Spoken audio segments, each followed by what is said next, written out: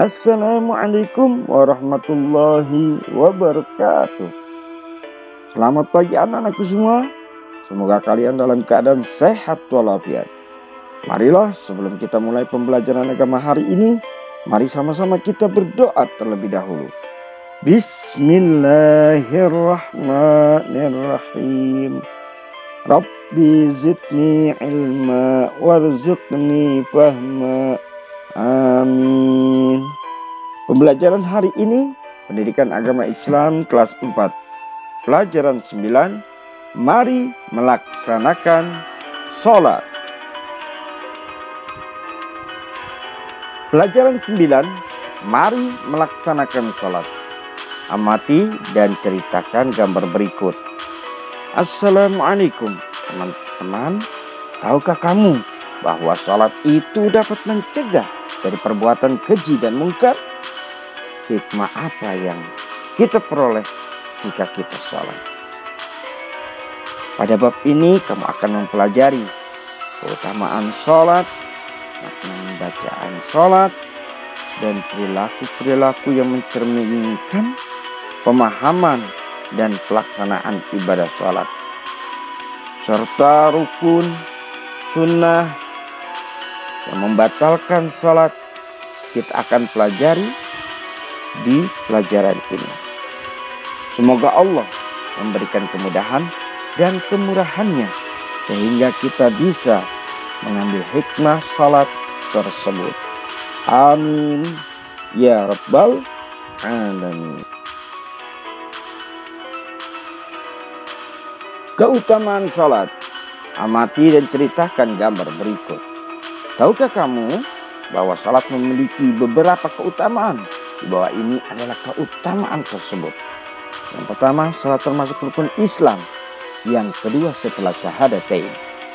Yang kedua, salat diwajibkan atas muslim, muslimah yang perintahnya disampaikan oleh Allah Subhanahu wa taala secara langsung. Yang ketiga, salat merupakan amal perbuatan yang pertama kali akan ditanya pada hari kiamat. Yang keempat, salat termasuk amal yang paling disukai oleh Allah Subhanahu wa taala. Yang kelima, salat dapat menghapuskan kesalahan dan menghilangkan keburukan. Yang keenam, salat dapat mencegah dari perbuatan keji dan mungkar. Yang ketujuh, orang yang khusyuk salatnya akan mewarisi surga Firdaus. Yang terakhir, salat adalah sarana untuk mendapatkan pertolongan Allah Subhanahu wa taala sebagaimana disampaikan dalam firman-Nya. A'udzu billahi minasyaitonir rajim. Bismillahirrahmanirrahim. Ya ayyuhalladzina amanu ista'inu bis-sabri was-salah. Innallaha ma'as sabirin. Wahai orang-orang yang beriman, mohonlah pertolongan kepada Allah dengan sabar dan salat. Sungguh Allah beserta orang-orang yang sabar. Al-Baqarah 153. Kegiatan, insya Allah kamu bisa. Ayo jelaskan mengapa kita harus melaksanakan salat. B. Makna bacaan salat. Amati dan ceritakan gambar berikut. Salat adalah ibadah dengan cara menghadap kepada Allah Subhanahu wa taala secara langsung. Ketika menghadap itulah kita membaca bacaan salat. Lalu, sudahkah kita memahami arti bacaan salat? Jika belum, mari sama-sama kita belajar untuk memahami bacaan salat. Syarat wajib salat. Yang pertama, beragama Islam. Tentu untuk umat muslim. Yang kedua, balik atau dewasa atau cukup umur. Balik maupun dari kaum laki-laki dan perempuan. Yang ketiga, berakal sehat. Tentu yang mempunyai akal sehat, yakni dia tidak terganggu jiwa dan akalnya.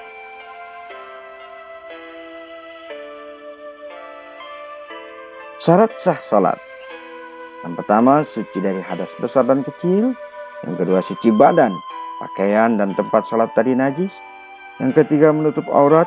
Aurat laki-laki antara pusar dan lutut, sedangkan aurat perempuan adalah seluruh tubuhnya kecuali muka dan 2 telapak tangan.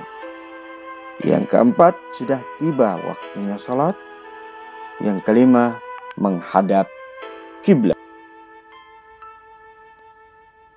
Rukun sholat. Yang pertama, berdiri tegak. Yang kedua, niat dalam hati. Yang ketiga, takbiratul ihram. Yang keempat, membaca surah Al-Fatihah. Yang kelima, ruku disertai dengan tumak-ninah.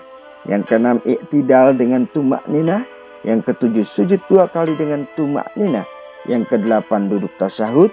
Yang kesembilan, membaca salawat atas Nabi pada tasyahud akhir. Yang ke-10, mengucapkan salam yang pertama. Yang ke-11, tertib, yaitu dilakukan secara berurutan. Unsur salat dalam mazhab Syafi'iyah. Dalam mazhab Syafi'iyah, unsur salat ada 3. Yang pertama, rukun salat. Itulah bagian penyusun utama salat. Jika ditinggalkan, salat dianggap tidak ada. Menurut sebagian ulama Syafi'iyah, rukun salat ada 13 rukun. Kedua, sunnah ab'ad. Sesuatu gerakan atau bacaan yang harus dikerjakan dalam salat. Dan jika ditinggalkan, maka ditutupi dengan sujud sahwi. Yang ketiga, sunnah hayat. Sesuatu gerakan atau bacaan yang harus disyariatkan untuk dikerjakan dalam salat. Dan jika ditinggalkan, tidak perlu sujud sahwi. Al-Mu'tamad fil Fiqih Asy-Syafi'i 1307-309.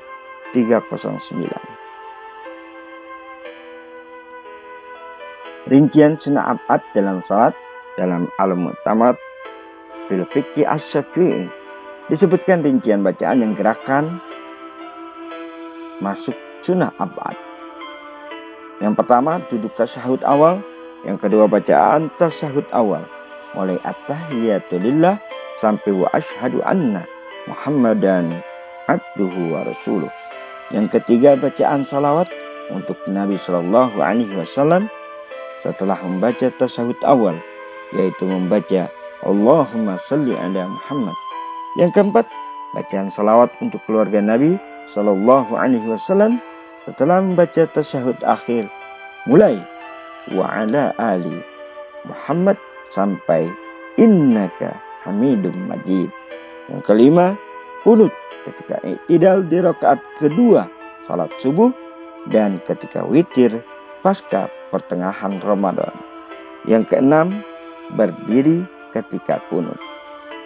Al-Mu'tamad fil Fiqih Asy-Syafi'i 1/309. Dalam buku Dalil Sahih Sifat Salat Nabi Shallallahu Alaihi Wasallam karya Muhammad Ajib dijelaskan terdapat sejumlah sunnah hayat dalam salat. Pertama, melafazkan niat, yakni ketika seorang hendak salat maka diperbolehkan baginya untuk melafazkan niat salat sebelum mengucapkan takbiratul ihram. Adapun dalam mazhab Syafi'i, melafazkan niat ini hukumnya hanya sunnah dan bukan wajib. Yang kedua, mengangkat kedua tangan ketika takbiratul ihram, yakni ketika ingin memulai salat, maka disunahkan mengangkat kedua tangan pada saat mengucapkan takbiratul ihram. Mazhab Syafi'i menyandarkan sunnah hayat yang satu ini berdasarkan hadis yang diriwayatkan Ibnu Umar, yakni ketika Nabi memulai salatnya, beliau mengangkat kedua tangannya hingga sejajar dengan kedua bahunya. Ketiga, sedekap dan meletakkan kedua tangan di atas pusar, yakni meletakkan tangan kanan di atas tangan kiri hukumnya sunnah. Adapun dalam mazhab Syafi'i, posisi kedua tangan ini diletakkan di atas pusar dan bukan di bawah pusar, apalagi di atas dada. Keempat, pandangan mata ke tempat sujud. Hal ini dilakukan agar orang yang sholat bisa mendapatkan kekhusyuan dalam sholatnya. Kelima, membaca doa iftitah yang dihukumi sunnah. Keenam, membaca ta'awuz sebelum membaca surah Al-Fatihah. Membaca ta'awuz juga disunahkan dibaca pada setiap rakaat salat, baik di rakaat pertama, kedua, ketiga, maupun di rakaat keempat. Ketujuh, membaca ta'min atau amin setelah membaca surah Al-Fatihah. Kesunahan ini berlaku bagi imam maupun makmum. Kedelapan, membaca surat atau ayat-ayat setelah Al-Fatihah. Kesunahan ini dibaca pada rakaat pertama dan kedua saja, serta hanya berlaku bagi imam dan orang yang salat sendirian. Kesembilan, takbir intikal, yakni takbir yang diucapkan ketika hendak ruku, sujud, duduk di antara dua sujud, dan ketika hendak berdiri ke rakaat selanjutnya disebut dengan takbir intikal. Takbir intikal hukumnya sunnah bagi imam, makmum, dan orang yang salatnya sendirian. Kesepuluh, membaca dengan jahar dan israr, yakni ketika salat berjamaah disunahkan bagi imam menaharkan bacaannya surah Al-Fatihah dan surah lainnya pada saat salat maghrib, isya, dan subuh. Begitu juga bagi orang yang salat sendirian. Adapun salat zuhur dan asar disunahkan bagi imam dan orang yang salat sendirian untuk mensirkan bacaannya. Kesebelas, mengangkat kedua tangan ketika ruku bersamaan dengan mengucapkan takbir. Kedua belas, membaca tasbih ketika ruku. Imam Nawawi mengatakan sunnah hukumnya membaca tasbih ketika ruku. Boleh dibaca 1 kali, 3 kali, 5 kali, 7 kali, 9 kali, atau 11 kali. Namun demikian, bagi imam tidak perlu lebih dari 3 kali. Ke-13, membaca tasmih dan tahmid ketika i'tidal. Disunahkan bagi imam, makmum, dan orang yang sholat sendirian untuk mengucapkan Sami Allahu liman hamidah, Rabbana lakal hamdu, dan seterusnya. Ke-14, mengangkat kedua tangan ketika bangun dari rukuk. Ke-15, meluruskan tangan ketika posisi i'tidal. Ke-16, mendahulukan lutut, kemudian baru tangan ketika hendak sujud. Yakni ketika hendak sujud, disunahkan yang pertama kali mendarat adalah kedua lututnya, baru kemudian kedua tangannya. Ke-17, membaca tasbih.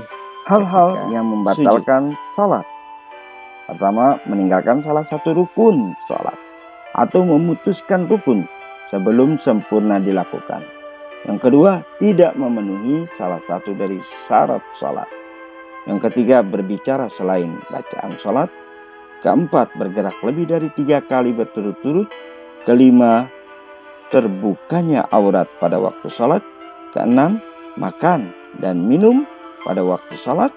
Ketujuh, tertawa terbahak-bahak. Kedelapan, berhadas kecil atau besar. Kesembilan, terkena najis. Ke-10, membelakangi atau menghadap selain kiblat. Ke-11, mendahului gerakan imam apabila salat berjamaah. Sampai di sini pembelajaran pendidikan agama Islam hari ini. Sampai jumpa di pembelajaran berikutnya. Jangan lupa 3M, menjaga jarak, memakai masker, mencuci tangan, dan tidak lupa berdoa selalu agar virus corona musnah dari muka bumi ini. Mudah-mudahan pembelajaran hari ini bermanfaat bagi kalian dan dipraktikkan dalam kehidupan sehari-hari. Wal akhir, wassalamualaikum warahmatullahi wabarakatuh.